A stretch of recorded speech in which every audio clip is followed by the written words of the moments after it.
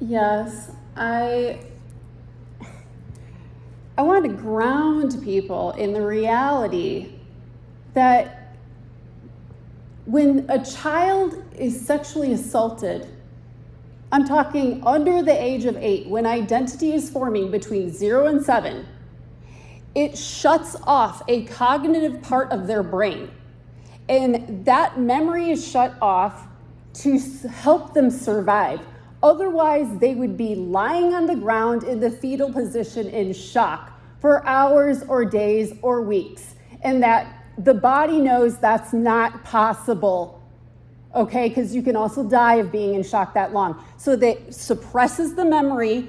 It usually comes out on an average of 20 years later. People remember child sexual assault. Okay, we're talking people in their 30s and 40s. If they have already been psychologically abused using high control group tactics, which that's also what is being performed here by generations of people who think this is normal because they're the ones who become the therapist. They're the ones who become those types of therapists that are repeating the trauma cycle of child sexual assault by acting out child sexual assault and grooming and keeping secrets and not knowing boundaries. Just because they use the language doesn't mean they know what they're talking about.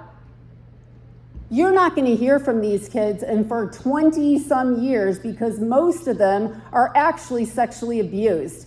And these EMDR is being used to coerce and groom them behind closed doors. They haven't even gone through puberty yet. By the time they go through all of this, it is such a... mine's wanting to kill herself, okay?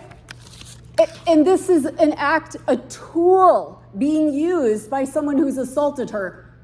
This is not a child who was confused about transgender or raised in a strict Christian household at all. That has nothing to do with our story.